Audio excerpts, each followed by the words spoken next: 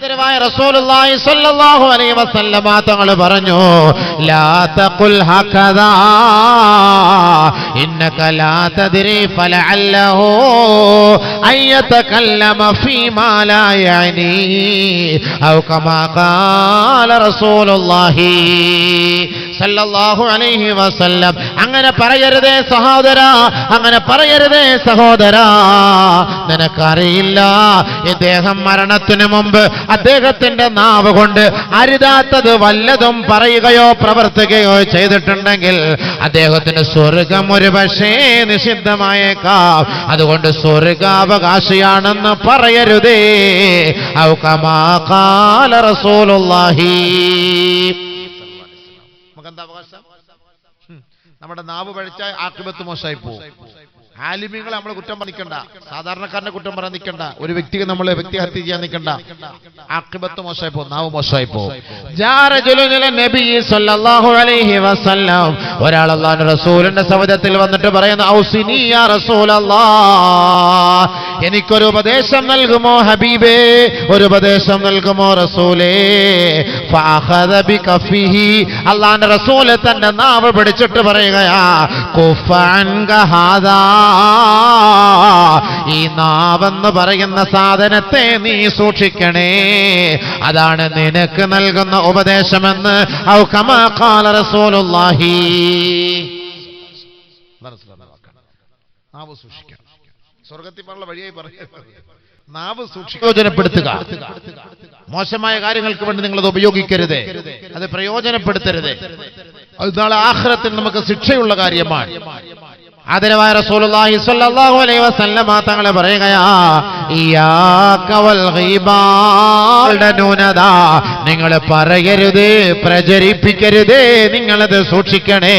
അങ്ങനെ പറയുകയോ പ്രചരിപ്പിക്കുകയോ ചെയ്യുന്നത് ഫഇന്നഹാ ഇദാമു കിലാബിന്നാസ്, ജനങ്ങളിൽ നികൃഷ്ടായ നിന്ദ്യരായ നായിക്കളുടെ സ്വഭാവമുള്ളവരുടെ കാര്യമാണ്, അവരുടെ ഭക്ഷണമാണ്. ഒരാളെ കുറിച്ചുള്ള ന്യൂനതകളും ഗീബത്തുകളും നമീമത്തുകളും പറയുകയും പ്രചരിപ്പിക്കുകയും ചെയ്യുക എന്നത് ജനങ്ങളിൽ പട്ടികളുടെ സ്വഭാവക്കാരുടെ ഗുണമാണ്. പട്ടികളായവരെ നായ്ക്കളാണെന്ന് നബി തങ്ങൾ പറഞ്ഞത്. ഇന്നഹ ഇദാമു കിലാബിന്നാസ്, ജനങ്ങളുടെ നായ്ക്കളെന്ന ആ പ്രചരിപ്പിക്കുന്ന അനാവശ്യങ്ങൾ അവനാവശ്യങ്ങൾ. വലിയ വാക്കല്ലേ ഇതൊക്കെ, ഇതൊക്കെ സൂക്ഷിക്കേണ്ട വാക്കുകളാണ്. പരിശുദ്ധ ഖുർആൻ പറയുന്ന വാക്കുകളാണ്. അതുകൊണ്ട് ഒരാളെ നമ്മൾ കളിയാക്കാനോ ഒരാളെ നമ്മൾ പരിഹസിക്കാനോ ഈ മീഡിയകൾ ഉപയോഗിക്കരുത്. ഖുർആൻ യാ അയ്യുഹല്ലദീന ആമനൂ ലാ യസ്ഖർ ഖൗമുൻ മിൻ ഖൗം അസാ അൻ യകൂനൂ ഖൈറൻ മിൻഹും വലാ നിസാഉ മിൻ നിസാഇൻ അസാ അൻ യകുന്ന ഖൈറൻ മിൻഹുൻ. ഏ സത്യവിശ്വാസികളെ, നിങ്ങൾ മറ്റൊരാളെ പരിഹസിക്കരുത്. പരിഹസിക്കപ്പെടുന്നവർ പരിഹസിക്കുന്നവരെക്കാൾ ശ്രേഷ്ഠരായേക്കാം. ഏ സത്യവിശ്വാസിനികളെ, ഏ പർദ ധരിക്കുന്നവരെ, നമസ്കാരമുള്ളവരെ, നിഖാബിടുന്നവരെ, ബുർഖ ധരിക്കുന്നവരെ, എന്റെ പൊന്നുപെങ്ങളെ, നിങ്ങൾ മറ്റൊരു സ്ത്രീകളുടെ മാനം കവരാൻ ഒരു വാക്കുപോലും പറയരുതേ.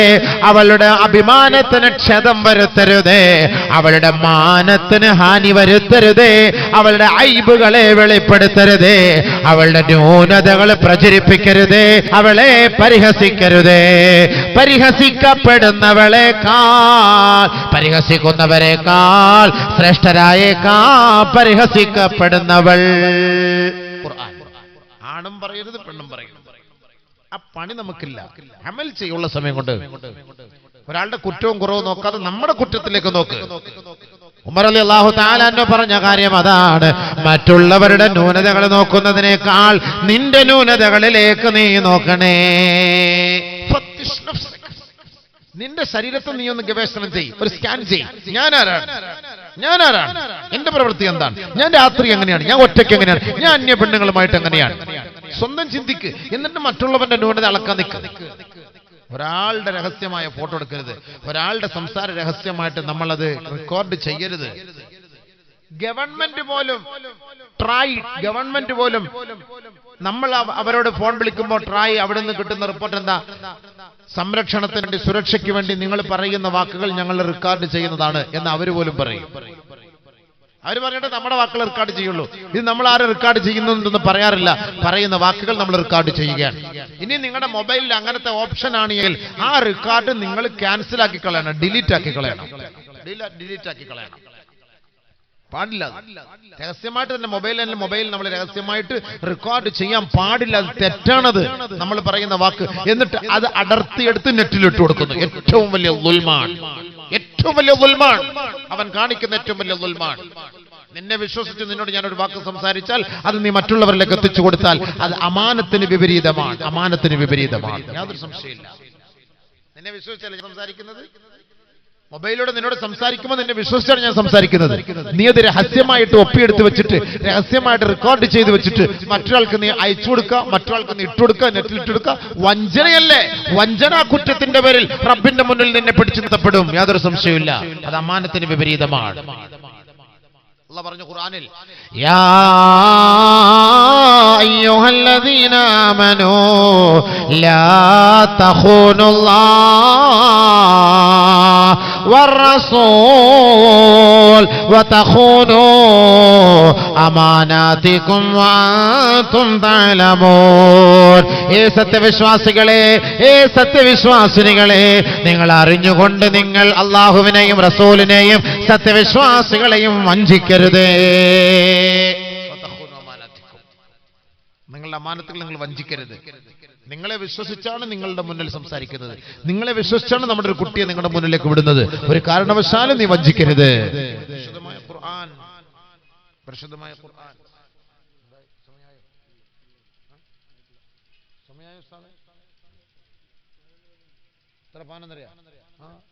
അല്ല കുഴപ്പമില്ല, ഞാൻ 11:30 1 മണിക്കൂറെ പ്രസംഗിക്കാം. എനിക്ക് നാളെ പുറയ്ക്ക് പോകണ്ട. അങ്ങ് ഞാൻ പകലാണ് നാളെ പരിപാടി. എനിക്ക് നിങ്ങൾ ഇരുന്ന് തന്നാൽ മതി. വാശി എടുക്കാൻ നിൽക്കണ്ട. ഇപ്പം എടുത്ത് വാശി എടുത്താൽ പ്രസംഗിക്കും. ഞാൻ ഇന്നലെ എറണാകുളത്ത് പ്രസംഗമായിരുന്നു. 4 വർഷമായിട്ട് അവിടെ പ്രസംഗിച്ചുകൊണ്ടിരിക്കുകയാണ്. അപ്പം ഞങ്ങളോട് പോടനെ പറഞ്ഞു എല്ലാ വർഷങ്ങളും പ്രസംഗം കുറച്ചേ പറയുള്ളൂ എന്ന് ഭയങ്കര പരാതി.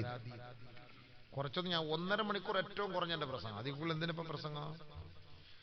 1.5 മണിക്കൂർ പ്രസംഗം തന്നെ പോരെ. അതിൽ കുറച്ച് ഞങ്ങൾ പ്രസംഗിക്കാറില്ല. കുറച്ചേ പ്രസംഗമുള്ളൂ എന്ന് പറഞ്ഞു. ഞാൻ അങ്ങോട്ട് വെച്ച് കീച്ചി 2-2.25 മണിക്കൂർ. അവർ തന്നെ വന്നിട്ട് പറഞ്ഞു. അവസാനം ഒരു ശേഖിനെ കൊണ്ട് ദുആരക്കാന്ന് വെച്ചാൽ ഞാൻ പ്രസംഗം കഴിച്ചിട്ട് ഞാൻ പറഞ്ഞു എനിക്ക് കാസർഗോഡ് പോകണമെന്ന് പറഞ്ഞു. ഞാൻ ഇറങ്ങി വന്നു. ഉസ്താദിനപ്പോൾ ദുആരക്കാൻ ആരുമില്ല, ആമീൻ പറയാനും ആരുമില്ല. ആള് കുറഞ്ഞു പോയി. ആള് കുറഞ്ഞു പോയി. ഞാൻ പ്രസംഗിച്ചു. ബക്കറ്റ് പോലും എടുത്തിട്ടില്ല. ബക്കറ്റ് എടുത്തിട്ട് 19,000 റുപ്യ നല്ല ആളുണ്ടായിരുന്നു.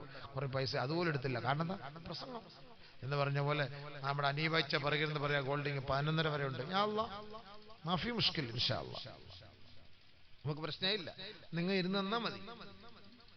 11:30 11:30. നിങ്ങൾ തന്നെ പറയും നിർത്ത് ഉസ്താദേ. എന്താ അനീച്ച? നിങ്ങളിപ്പോ നേരത്തേക്ക് വന്നല്ലേ? തങ്ങൾ വരുമോ ഉസ്താദേ? തങ്ങൾ വരുമോ ഉസ്താദേ? കുമ്പോൾ തങ്ങൾ വരുമോ? വരൂല്ലേ? ശരി, വരുന്നവരെ നമുക്ക് പ്രസംഗിക്കാം. കുഴപ്പമില്ലല്ലോ അല്ലേ? നിങ്ങൾക്ക് ബൈക്കുന്ന ബൈച്ച ചെല്ലം ബൈച്ചിട്ട് നമ്മ ബൈക്കാതെയാ പ്രസംഗിക്കുന്നത്. അൽഹംദുലില്ലാ. നമ്മള് കാസർഗോട്ടുകാരനല്ലേ? എന്താ വേണം? ഖൈറ്. പച്ചമുളത്തുണ്ട് ഇൻഷാ അല്ലാഹ്. എല്ലായിടത്തും വരുന്നുണ്ട്. എല്ലായിടത്തും 5 ദിവസം കാസർഗോഡാണ്.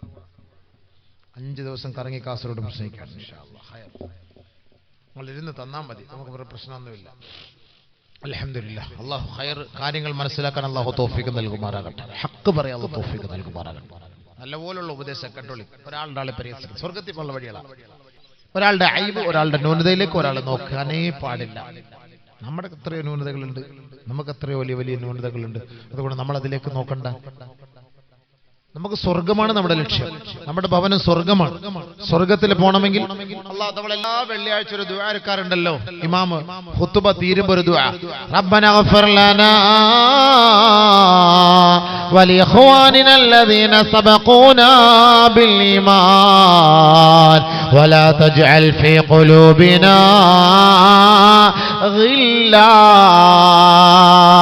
വലാ തജ്അൽ ഫീ ഖുലൂബിനാ ഗില്ലാ للذين آمنوا ربنا إنك رؤوف رحيم.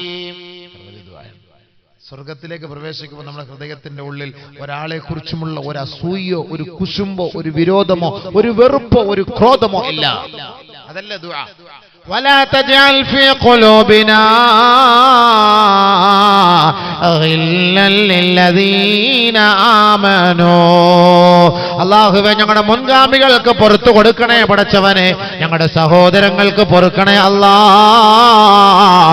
സത്യവിശ്വാസികളായ ഞങ്ങളുടെ ഇടയിൽ ഞങ്ങളുടെ ഹൃദയങ്ങൾക്കിടയിൽ ഒരു വിഭാഗീയതയോ ഒരു ഭിന്നതയോ ഒരു അസൂയയോ ഒരു വെറുപ്പോ ഒരു ക്രോധമോ ഒരു കോപമോ നൽകരുതേ നാഥാ.